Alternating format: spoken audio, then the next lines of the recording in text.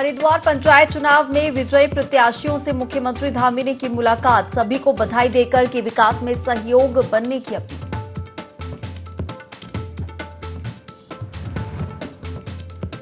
चंपावत में हुआ घटोत्कच महोत्सव का शुभारंभ, मुख्यमंत्री ने जनता को दी बधाई, कहा प्रदेश के विकास के लिए जनता का सहयोग जरूरी।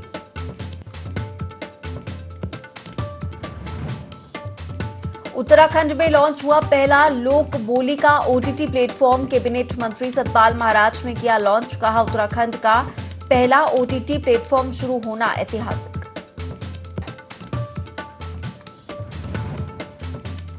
स्वास्थ्य मंत्री धन सिंह रावत ने ली स्वास्थ्य विभाग की समीक्षा बैठक, केंद्र पोषित योजनाओं का समय से क्रियान्वयन का दिया निर्देश, सभी अधिकारी रहे बैठक में मौजूद।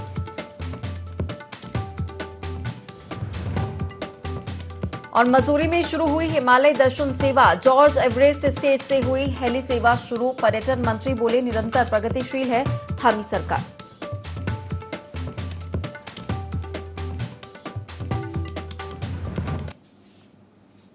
नमस्कार, बहुत स्वागत है आपका देवभूमि लाइव के इस खास बुलेटिन में। मैं हूं आपके साथ हिमांशा मेहता। बुलेटिन की शुरुआत करेंगे बड़ी खबर के साथ जो देहरादून से मिल रही है, जहां सैलानियों की सुविधा के लिए पर्यटन पुलिस बनेगी। पर्यटन की दृष्टि से ये महत्वपूर्ण है, सैलानियों की समस्याओं के समाधान और सुविधा के लिए ये अहम कदम उठाया जा रहा है। पर्यटन विभाग के अंतर्गत पर्यटन पुलिस बनाने की तैयारी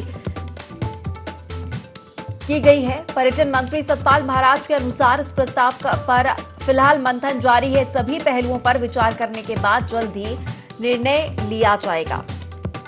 तो ये बड़ी खबर सैलानियों के लिए, जहां उनकी सुरक्षा और सुविधा को देखते हुए पर्यटन पुलिस बनाने की तैयारी यहां पर की जा रही है। पर्यटन की दृष्टि से काफी ज्यादा महत्वपूर्ण है। सैलानियों की समस्याओं के समाधान और उनकी सुविधाओं के लिए यहां पर प्रदेश सरकार महत्वपूर्ण कदम उठा रही है। पर्यटन विभाग के अंतर्गत पर्यटन पुलिस बनाने की तैयारी पर अब प्रदेश सरकार लग गई है और इसको लेकर पर्यटन मंत्री सतपाल महाराज के अनुसार प्रस्ताव पर मंथन अभी जारी है। सभी पहलुओं पर विचार करने के बाद जल्द ही इसे लेकर कोई निर्णय लिया जाएगा। और भी ज्यादा जानकारी के साथ हमारे प्रिंसिपल करस्पॉन्डेंट कैलाश बिष्ट हमारे साथ जुड़ गए हैं। कैलाश, जिस तरीके से सैलानियों की सुविधा को देखते हुए अब प्रदेश सरकार यहां पर एक महत्वपूर्ण कदम उठाने जा रही है, पर्यटन पुलिस जो है एक अहम कदम है पर्यटन पुलिस बनाने की ओर। बिल्कुल, देखिए ये पहली मर्तबा हो रहा है कि इस तरह का प्रयास किया जा रहा है कि पर्यटन पुलिस यहाँ पर बनाई जाए और इसको लेकर जो पर्यटन मंत्री हैं प्रस्ताव की बात कह चुके हैं कि प्रस्ताव लगभग तैयार हो चुका है और कैबिनेट में इस प्रस्ताव को रखा जाएगा, जिसके लिए सभी जो तैयारियां हैं विभाग द्वारा पूरी कर ली गई हैं। और यहाँ पर जिस तरीके से जो देवभूमि है, तो जाहिर तौर पर कई ऐसे मंदिर हैं, कई ऐसे मठ हैं जहाँ पर दूर दूर से श्रद्धालु आते हैं। हर साल तीर्थाटन बहुत ज्यादा यहाँ पर है, लाखों की तादाद में लोग आते हैं और जब दर्शन लोग करते हैं तो कई तरह की दिक्कतों का सामना करना पड़ता है, क्योंकि चाहे दर्शनों की बात हो, चाहे जो तीर्थ यात्रा के जो रूट्स हैं वहां पर उन लोगों से पैसा ज्यादा वसूलने की बात हो, कई ऐसी दिक्कतें हैं और पुलिस पर बहुत ज्यादा प्रेशर होता है। तो जाहिर तौर पर पुलिस इतना कुछ नहीं देख सकती, लेकिन हाँ, अगर यहाँ पर पर्यटन पुलिस अगर यहाँ पर होती है तो जाहिर तौर पर उनका काम होगा, जो सैलानी हैं, जो पर्यटन है या जो श्रद्धालु हैं, उनकी ही समस्याओं का समाधान करना उनका मुख्य एजेंडा होगा। अगर मंदिर में किसी को दर्शन करवाने हैं, चाहे यहाँ पर जो जबरन जो वसूली की जाती है होटलों और ढाबों के द्वारा, जो गाड़ियों को जो मनमाना जो किराया है, तो इन तमाम चीजों पर रोक लगेगी। और क्योंकि अगर पर्यटकों से बदसलूकी होती है या उनसे अवैध वसूली होती है तो जाहिर तौर पर इसका जो मैसेज है, मैसेज गलत जाता है। लेकिन अगर उनके साथ ठीक से व्यवहार होगा, उनके साथ अगर अच्छे से यहाँ पर व्यवहारिक अगर रहा जाएगा लोगों द्वारा, तो कहीं ना कहीं एक पॉजिटिव मैसेज भी जाएगा और इससे पर्यटन को बढ़ावा भी मिलेगा। क्योंकि अगर पॉजिटिविटी यहाँ पर वो लोग देखेंगे तो जाहिर तौर पर अन्य लोगों को भी वो प्रेरित करेंगे कि वो लोग भी उत्तराखंड आए, उत्तराखंड में दर्शन करें। बिल्कुल कैलाश, यहाँ पर फिलहाल प्रस्ताव पर मंथन किया जा रहा है, कौन कौन से ऐसे बिंदु है जिन पर प्रमुख तौर पर ध्यान देना जरूरी होगा? देखिए मुख्यतः यही बिंदु है कि किसी के साथ बदसलूकी ना हो, कहीं पर अवैध वसूली ना हो, जो मंदिरों में जो दर्शनों का जो वीवीआईपी सिस्टम है वो बंद हो सके, क्योंकि भगवान के लिए सभी एक बराबर हैं तो जाहिर तौर पर अगर लोगों को प्रॉपर दर्शन करवाए जाएंगे, लोगों के साथ बदसलूकी नहीं होगी, लोगों के साथ अवैध वसूली नहीं होगी, तो यही वो तमाम बिंदु हैं जिन बिंदुओं को इसमें रखा गया है और इसीलिए इस पर्यटन पुलिसिंग का यहाँ पर जिक्र जो पर्यटन मंत्री हैं उनके द्वारा किया गया है। बिल्कुल कैलाश, क्या इसके लिए अलग से कोई पुलिस स्टेशन बनाया जाएगा, कोई ऐसा पॉइंट जहां पर पर्यटन पुलिस होगी, सैलानी आएंगे और उन्हें पता होगा कि यहाँ पर हम जाएंगे, जो भी परेशानी है यहाँ पर हम बता सकते हैं, किसी भी प्रकार की अगर दुर्घटना होती है क्या वो भी पर्यटन पुलिस के पास जाकर ही वो वहां पर अपनी बात रख सकते हैं, कोई शिकायत कर सकेंगे?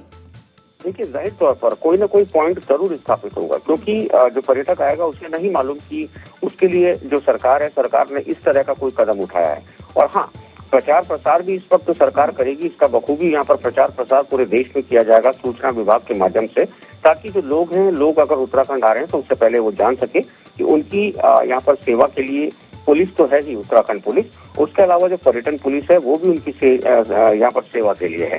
तो जाहिर तौर पर प्रचार प्रसार होगा, कुछ पॉइंट्स स्थापित जरूर किए जाएंगे, कुछ सेंटर्स बनाए जाएंगे जहां पर जो पर्यटन से संबंधित जो समस्या किसी पर्यटक की होगी तो वो वहां पर जाए और अपनी समस्या का समाधान वहां पर ढूंढ सके। बिल्कुल, चलिए कैलाश, फिलहाल आप हमारे साथ बने रहिए और भी आगे जानकारी हम आपसे लेंगे और अब बढ़ेंगे अगली बड़ी खबर की ओर। चलिए, और अगली बड़ी खबर देहरादून से, जहां आज देहरादून में रक्षा मंत्री राजनाथ सिंह रहेंगे। उत्तराखंड में सैनिकों के बीच विजयदशमी का त्योहार मनाएंगे। रक्षा मंत्री राजनाथ सिंह आज शाम 4:30 बजे जौली ग्रांट एयरपोर्ट पहुंचेंगे। देहरादून गढ़ी कैंट में सैनिकों से मुलाकात कर उनके साथ भोजन करेंगे। 5 अक्टूबर को सुबह 8 बजे शस्त्र पूजा में भी शामिल होंगे और उसके बाद सुबह 9 बजे दिल्ली के लिए रवाना होंगे। तो ये अहम खबर आपको बता रहे हैं देहरादून से, जहां जो रक्षा मंत्री राजनाथ सिंह देहरादून में रहेंगे। देहरादून दौरा है आज रक्षा मंत्री राजनाथ सिंह का। बता दें कि उत्तराखंड में सैनिकों के बीच विजयदशमी का त्योहार मनाएंगे, साथ ही शस्त्र पूजा में भी शामिल होंगे, सैनिकों से मुलाकात भी करेंगे और भोजन भी उनके साथ यहां पर करेंगे। और भी ज्यादा जानकारी के साथ लगातार हमारे प्रिंसिपल करस्पॉन्डेंट कैलाश बिष्ट बने हुए हैं। कैलाश, रक्षा मंत्री राजनाथ सिंह का देहरादून दौरा है, यहां पर विजयदशमी का त्योहार भी मनाने वाले हैं, सैनिकों से इस दौरान मुलाकात भी करेंगे। हाँ, देखिए, जो केंद्रीय जो रक्षा मंत्री है राजनाथ सिंह, उनका 1 दिवसीय देहरादून दौरा है जो रक्षा मंत्रालय द्वारा आयोजित कार्यक्रम किया गया है। और इस दौरान कई ऐसे बीजेपी के नेता होंगे जो उनको रिसीव करेंगे एयरपोर्ट जौली ग्रांट पर, जहां पर एक शिष्टाचार भेंट उनके द्वारा की जाएगी और वहां से वो सीधे निकल जाएंगे यहाँ पर मिलिट्री जो स्टेशन है मिलिट्री का। और ये जो कार्यक्रम है रखा गया है, आज शाम को ही जब वो पहुंचेंगे तो शाम को उनका जो कुछ कार्यक्रम है मिलिट्री से संबंधित और लोगों से, वो आर्मी के लोगों से मुलाकात वहां पर करेंगे।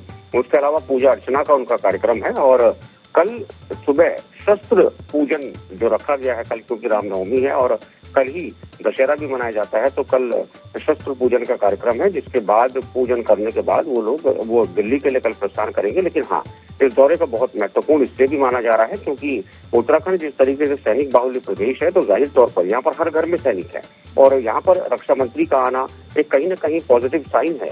और वो कोशिश उनकी यही रहेगी कि यहाँ पर आकर वो संदेश देंगे कि जो हौसला अफजाई है सैनिकों की, उस हौसला अफजाई को बढ़ाएंगे यहाँ पर। और क्योंकि अभी अनिल जो चौहान है वो भी यहाँ से सीडीएस बने हैं दूसरे देश पे, तो जाहिर तौर पर इसको बहुत ही महत्वपूर्ण इस दौरे को माना जा रहा है। बिल्कुल, और कहीं ना कहीं कैलाश, देश की रक्षा के लिए समर्पित सैनिकों का मनोबल बढ़ाने के लिए भी कदम उचित यहाँ पर हमेशा उठाए जाते हैं। और जिस तरीके से रक्षा मंत्री राजनाथ सिंह का दौरा है देहरादून का और वहां पर सैनिकों से मुलाकात भी करेंगे, मनोबल अपने आप में बढ़ जाता है जब रक्षा मंत्री खुद सैनिकों के बीच पहुंचते हैं। और कहीं ना कहीं ऐसे में और भी ज्यादा जो बेहतरी है वो उसके लिए कहीं ना कहीं मिलती है। हमारे साथ जुड़ने के लिए आपका बहुत शुक्रिया।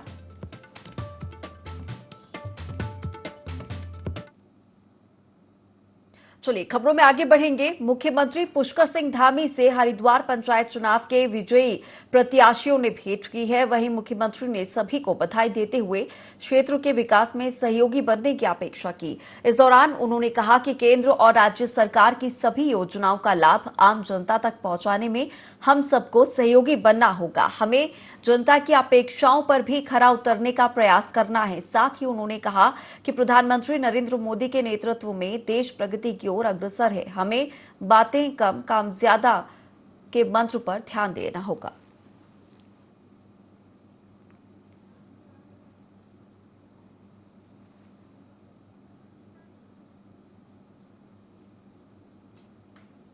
अंकिता हत्याकांड को लेकर विपक्ष लगातार राज्य सरकार पर सफेद पोशों को बचाने का आरोप लगा रहा है। साथ सीबीआई और हाईकोर्ट के सिटिंग जज से अंकिता हत्याकांड की जांच कराए जाने की मांग कर रहा है। तो वहीं अंकिता हत्याकांड के मामले में पर्यटन मंत्री सतपाल महाराज का भी बड़ा बयान सामने आया है। पर्यटन मंत्री सतपाल महाराज ने अंकिता हत्याकांड के दोषियों पर नरपिशाच बताया है। सतपाल महाराज ने कहा कि अंकिता उत्तराखंड की बेटी थी, निश्चित तौर पर उसे न्याय मिलेगा। सतपाल महाराज ने कहा कि जो इस प्रकार के नरपिशाच हैं उन्हें हर हाल में सजा मिलेगी। अंकिता कांड को लेकर के हमारी बेटी है और निश्चित रूप में उसको न्याय मिलेगा और जो इस प्रकार के जो नरपिशाच हैं निश्चित रूप में उन्हें सजा मिलेगी और जिस प्रकार से उन्होंने बेरहमी से मारा है अंकिता को, उनको भी सजा मिलेगी और उनको फांसी होगी।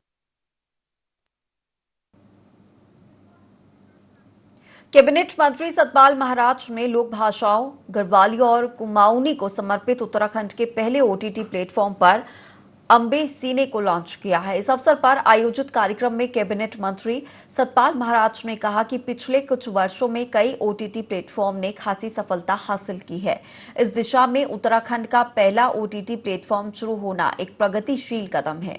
उत्तराखंड में भी सरकार ओटीटी प्लेटफॉर्म के लिए शीघ्र ही एक पॉलिसी बनाने जा रही है, जिसके लिए लोगों से सुझाव लिए जा रहे हैं।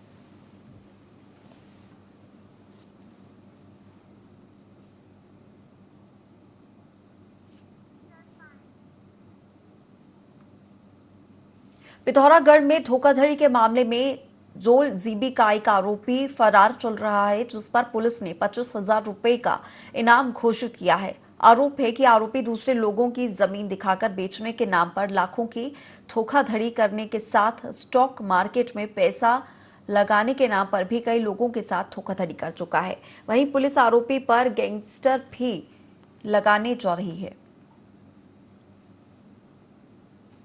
हमारे पास कोतवाली पिथौरागढ़ में दर्ज करवाई गई थी, जिसमें जमीन दिलाने के नाम पर इस व्यक्ति के द्वारा 12 लाख का जो धोखाधड़ी है वो वादी के साथ की गई थी, जिसमें पुलिस के द्वारा मुकदमा पंजीकृत किया गया है और इस व्यक्ति के विरुद्ध अन्य भी धोखाधड़ी के मुकदमे पंजीकृत हैं और इसमें पुलिस के द्वारा 25,000 का इनाम इसके विरुद्ध घोषित किया गया है और इसमें इसकी गिरफ्तारी के प्रयास भी किए जा रहे हैं। और इसी के साथ साथ चूंकि अन्य धोखाधड़ी के प्रकरणों में भी ये संलिप्त था, तो इसके विरुद्ध गैंगस्टर एक्ट में कार्रवाई करते हुए इसकी गैंगस्टर की फाइल खोली गई है।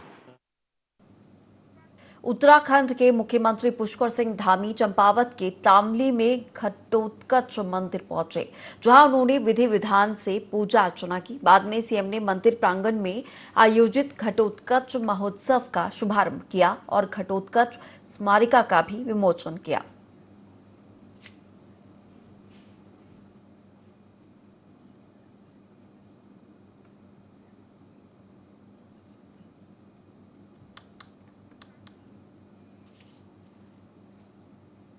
खटीमा क्षेत्र के कंजाबाग रोड पर हो रहे नाली निर्माण में कई शिकायतें मिल रही हैं।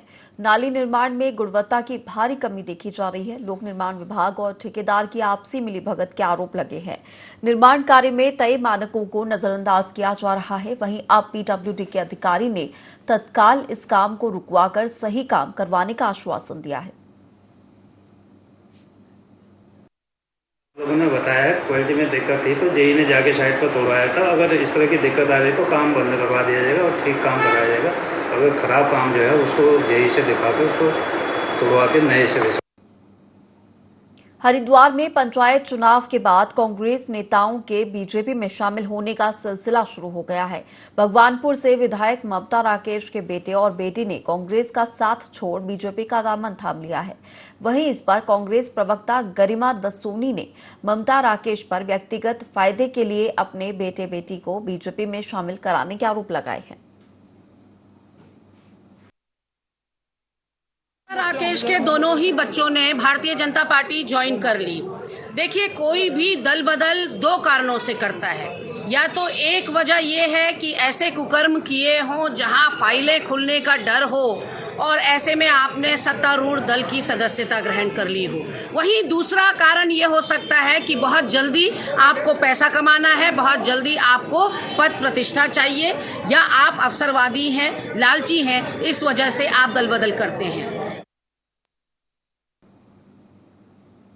बाजपुर में बीती रात चोरों ने 2 घरों को अपना निशाना बनाया और सोने चांदी समेत लाखों रुपए के माल पर हाथ साफ कर दिया।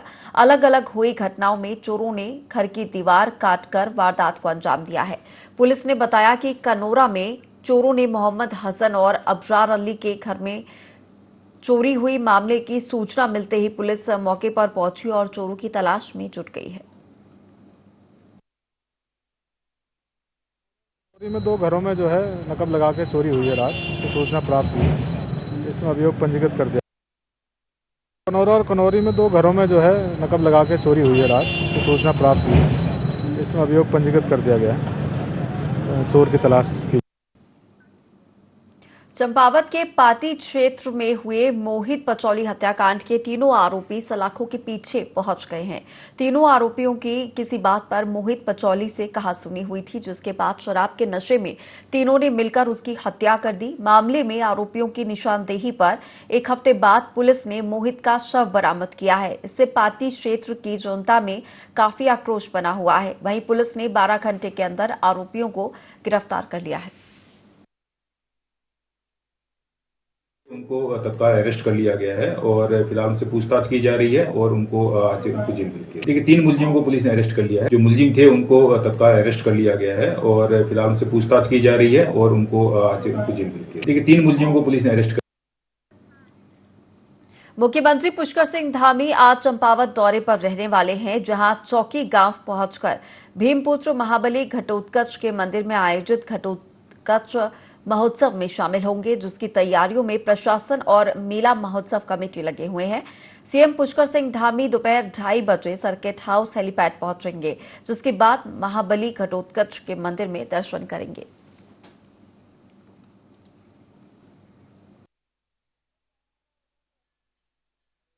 क्षेत्र के लिए बहुत ही सौभाग्य की बात है कि मुख्यमंत्री जी यहाँ पे आ रहे हैं और यहाँ की जनता में, क्षेत्रीय जनता में मुख्यमंत्री जी के आने से काफी उत्साह है। जो मेले का उत्साह था वो डबल हो गया। राजधानी देहरादून में टूटी सड़कों के निर्माण को लेकर कांग्रेसी कार्यकर्ताओं ने प्रदर्शन किया। वहीं कांग्रेस के वरिष्ठ नेता सूर्यकांत धस्माना के नेतृत्व में सैकड़ों कार्यकर्ताओं ने पीडब्ल्यूडी विभाग के ऑफिस का भी घेराव किया।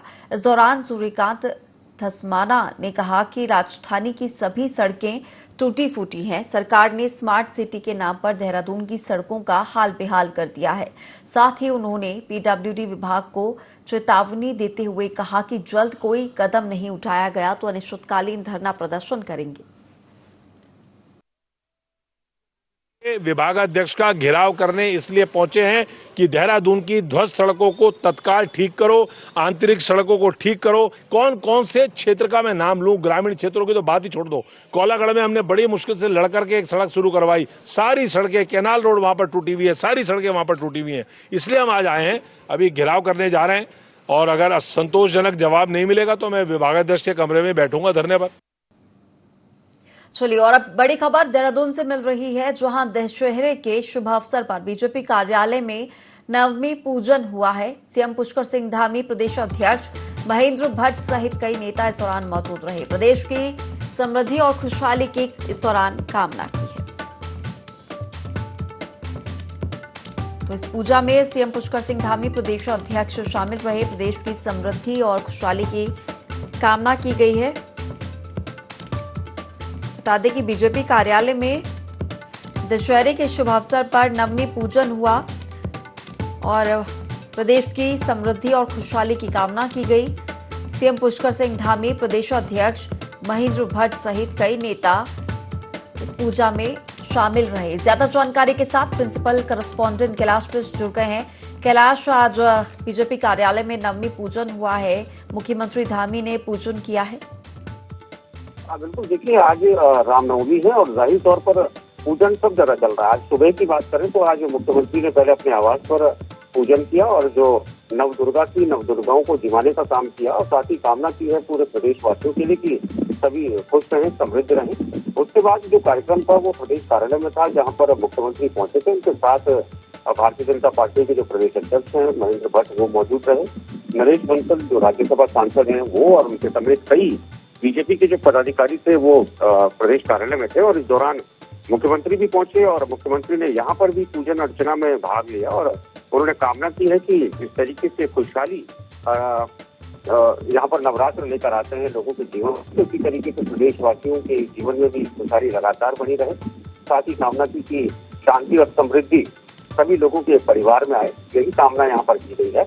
और इस पूजन को इसलिए भी महत्वपूर्ण माना जा रहा है कि पंचायत चुनाव में जो परिणाम यहाँ पर अच्छा आया था भारतीय जनता पार्टी के पक्ष में, तो जाहिर तौर पर आज पूजन किया गया और दोनों ही तरफ से खुशियां मनाई गई।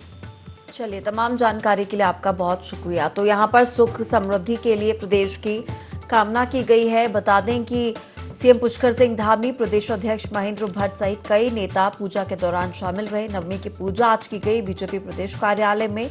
दशहरे के शुभ अवसर पर यह पूजा की गई है। चलिए, खबरों में आगे बढ़ेंगे। हरिद्वार में ज्वालापुर के शुभम विहार कॉलोनी के रहवासी मूलभूत सुविधाओं से मोहताज हैं। यहां पक्की सड़क नहीं होने से रहवासियों को आवागमन में परेशानी हो रही है। सड़कों के गड्ढे हादसों की वजह बन रहे हैं। स्थानीय लोगों ने बताया कि समस्या को लेकर कई बार जनप्रतिनिधियों से शिकायत की गई, लेकिन आज तक कोई सुनवाई नहीं हुई। आलम जस का तस बना हुआ है। बारिश के दिनों में स्कूली बच्चों को समस्याओं का सामना करना पड़ रहा है।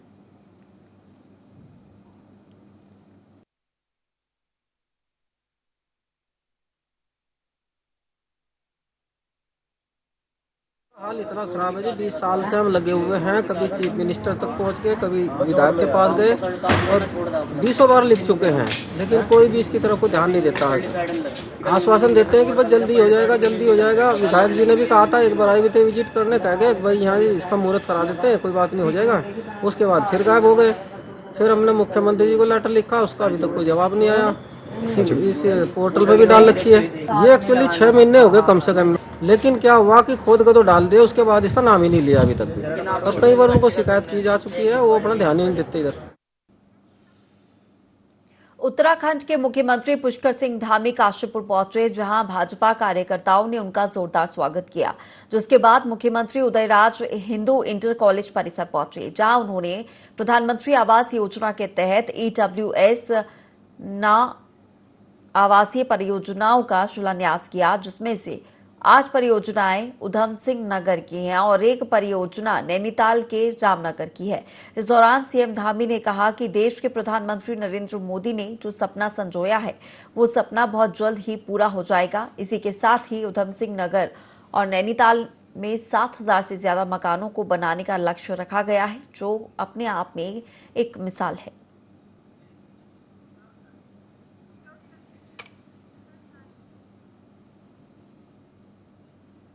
चलिए, फिलहाल इस बुलेटिन में इतना ही। आप बने रहिए IND24 के साथ।